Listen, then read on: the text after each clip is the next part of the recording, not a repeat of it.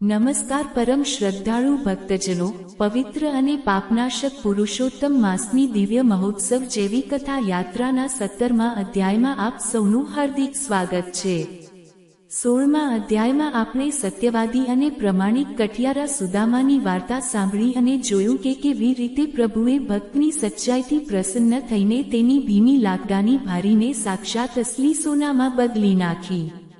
આજે 17મા અધ્યાયમાં આપણે હિન્દુ ધર્મમાં સૌથી પવિત્ર મનાતી એવી ગૌમાતાની સેવા અને પુરુષોત્તમ પ્રભુના વ્રતની અદ્ભુત કથા સાંભળીશું, જે છે એક નિરાધાર ગરીબ ડોશીમાં કપિલા ગાયની નિસ્વાર્થ સેવા અને સ્વયં ધર્મરાજની આંખો ખોલી નાખતી વાર્તા।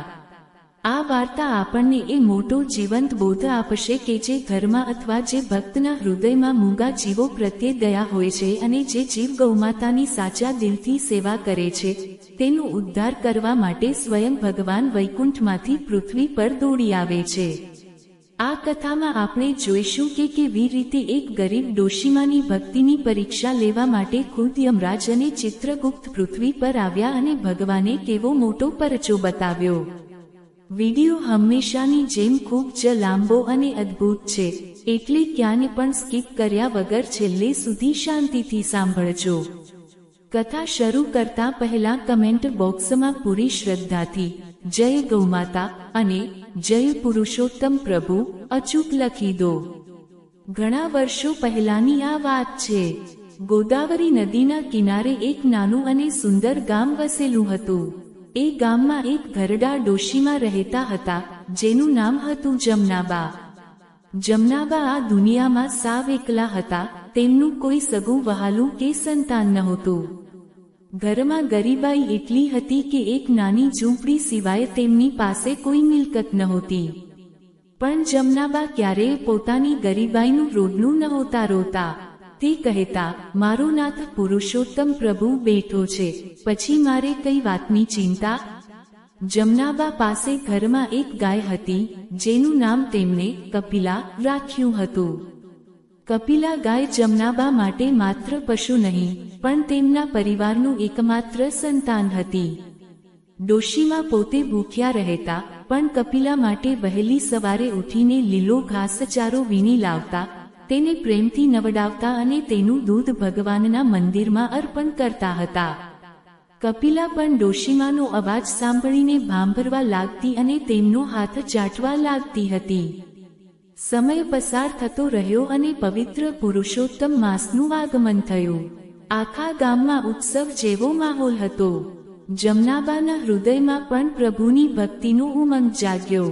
તેમણે વિચાર્યું, આ જન્મે ભગવાને મને ગરીબ રાખી છે, પણ મારે પ્રભુનો આ પવિત્ર મહિનો એળે જવા નથી દેવો।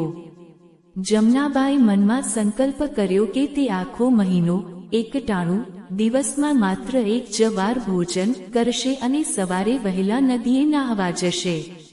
ડોશીમાં રોજ સવારે 4 વાગ્યે ઉઠતા, સૌથી પહેલા કપિલા ગાયના ચરણ સ્પર્શ કરતા, તેને નવડાવતા અને પછી પોતે નદીએ નાહવા જતા હતા। નદી કિનારે માટીના પ્રભુ પુરુષોત્તમ બનાવીને પૂજા કરતા અને વાર્તા સાંભળીને ઘેર આવતા હતા। ઘેર આવ્યા પછી તે આજુબાજુના ઘરોમાંથી દળનું દળીને કે મજૂરી કરીને જે 2-4 પૈસા મળે, તેમાંથી સાંજે માત્ર એક જ વાર જાડો પાતળો રોટલો બનાવીને પ્રભુને ભોગ ધરીને જમતા હતા। પણ જમતા પહેલા તે પોતાના રોટલામાંથી અડધો રોટલો પ્રેમથી કપિલા ગાયને ખવડાવતા હતા। આમ ને આમ 15 દિવસ પસાર થઈ ગયા। જમનાબાની આ કઠોર ભક્તિ અને ગૌસેવાના પુણ્યનું તેજ એટલું વધી ગયું કે તેના લીધે સ્વર્ગલોક અને યમલોકના સિંહાસનો ડોલવા લાગ્યા। એક દિવસ યમલોકમાં ધર્મરાજ, યમરાજ અને ચિત્રગુપ્ત બેઠા હતા। ચિત્રગુપ્તે પોતાના ચોપડા ખોલીને આશ્ચર્યથી કહ્યું, હે ધર્મરાજ, પૃથ્વી લોક પર પવિત્ર પુરુષોત્તમ માસ ચાલી રહ્યો છે, અને એમાં આનંદપુર ગામની એક ગરીબ નિરાધાર ડોશી જમનાબા એટલું મોટું પુણ્ય કમાઈ રહી છે કે તેના પુણ્યનો હિસાબ રાખવો મારે માટે મુશ્કેલ થઈ ગયો છે। તેના ગૌસેવા અને વ્રતના પ્રભાવથી તેના માટે વૈકુંઠનું વિમાન તૈયાર થઈ રહ્યું છે। ધર્મરાજે કહ્યું, ચિત્રગુપ્ત, પ્રભુ પુરુષોત્તમનો મહિનો બહુ દિવ્ય છે, પણ આપણે જોવું પડશે કે આ ડોશીની ભક્તિ સાચી છે કે કોઈ સ્વાર્થ માટે છે. ચાલ આપણે પોતે પૃથ્વી પર જઈએ અને આ ડોશીની અગ્નિ પરીક્ષા લઈએ. બીજા દિવસે સવારે ધર્મરાજે પોતાની માયાથી એક ભયંકર વળાંક આપ્યો.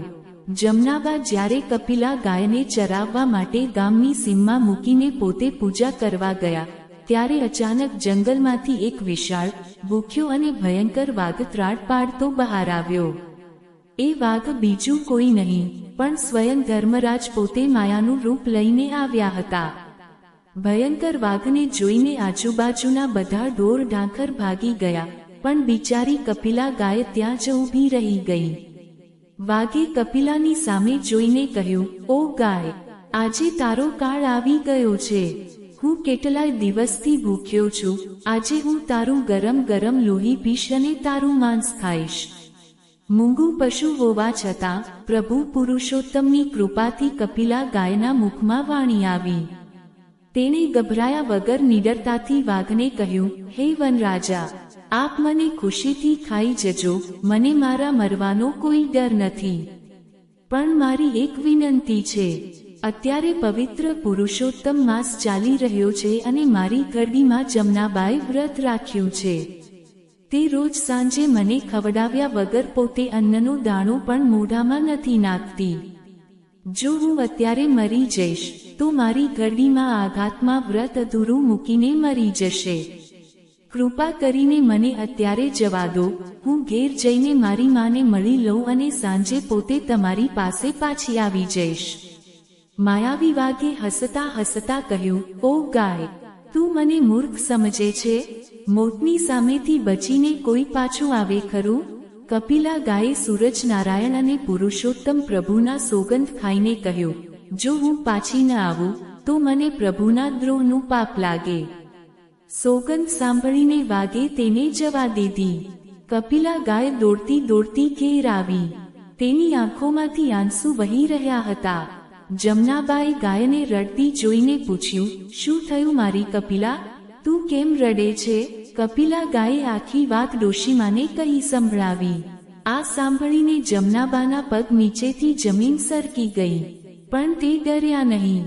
તેમણે કપિલાને ગળે લગાવીને કહ્યું, ના મારી દીકરી, તે વચન આપ્યું છે તો ધર્મ ન તૂટવો જોઈએ. પણ તું એકલી નહીં જાય, તારી પાછળ આ જમના પણ આવશે. પ્રભુ પુરુષોત્તમના વ્રતમાં ક્યારેય અસત્ય ન હોઈ શકે. સાંજ પડી એટલે ડોશીમા અને કપિલા ગાય બંને જંગલ તરફ ચાલવા લાગ્યા. રસ્તામાં જમનાબા સતત પ્રભુનું સ્મરણ કરતા હતા. જેવા બંને જંગલના એ સ્થાને પહોંચ્યા, ત્યાં પેલો ભયંકર વાઘ મોઢું ફાડીને બેઠો હતો. જમનાબા વાઘની આડે ઊભા રહી ગયા અને હાથ જોડીને બોલ્યા, હે વનરાજા, મારી કપિલા ગાયે પોતાનું વચન પાળ્યું છે, પણ આપ આ ગાયને છોડી દો અને એના બદલે મારું આ ઘરડું શરીર ખાઈ જાવ. આ ગાય જીવતી રહેશે તો રોજ પ્રભુના મંદિરમાં દૂધ પહોંચશે અને વ્રત ચાલુ રહેશે. ડોશીમા અને ગૌમાતાનો આવો અદ્ભુત પ્રેમ અને સચ્ચાઈ જોઈને ધર્મરાજની આંખો ખુલી ગઈ. પળવારમાં એક અલૌકિક ચમત્કાર થયો. પેલો ભયંકર વાઘ અચાનક ગાયબ થઈ ગયો અને તેની જગ્યાએ સાક્ષાત તેજસ્વી સિંહાસન પર બિરાજમાન ધર્મરાજ, યમરાજ અને ચિત્રગુપ્ત પ્રગટ થયા. આખું જંગલ દિવ્ય પ્રકાશથી ઝળહળી ઉઠ્યું. ધર્મરાજે હાથ જોડીને ડોશીમાને કહ્યું, ધન્ય છે જમનાબા, ધન્ય છે તમારી ભક્તિ અને તમારી ગૌસેવા. હું કોઈ વાઘ નથી, હું તો સ્વયં ધર્મરાજ છું. હું તમારી પરીક્ષા લેવા આવ્યો હતો, પણ તમારી સચ્ચાઈ આગળ મારો ન્યાય પણ નાનો પડી ગયો છે. સાક્ષાત પ્રભુ પુરુષોત્તમ તમારી ભક્તિથી પરમ પ્રસન્ન થયા છે. એ જ સમયે આકાશમાંથી એક અતિશય સુંદર દિવ્ય પુષ્પક વિમાન નીચે ઉતર્યું. દેવદૂતોએ જમનાબા અને કપિલા ગાય બંને પર પુષ્પવર્ષા કરી. ધર્મરાજના આશીર્વાદથી જમનાબાનું ઘરડું શરીર સાવ દિવ્ય અને તેજસ્વી બની ગયું. ભગવાને જમનાબા અને તેમની પવિત્ર કપિલા ગાય બંનેને સદેહે જીવતા જ એ વિમાનમાં બેસાડીને સીધા વૈકુંઠ ધામમાં મોકલી દીધા. ભક્તજનો, પુરુષોત્તમ માસનો આ 17મો અધ્યાય આપણને એ જ શીખવે છે કે ગૌસેવા એ સૌથી મોટી પૂજા છે.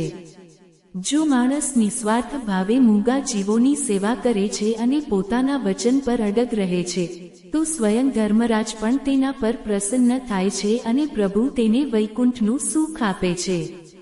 તો પરમ સ્નેહી ભક્તજનો, આ હતી પુરુષોત્તમ માસના 17મા અધ્યાયની ગૌમાતાની સેવા અને ધર્મરાજની પરીક્ષાની હૃદયસ્પર્શી વાર્તા.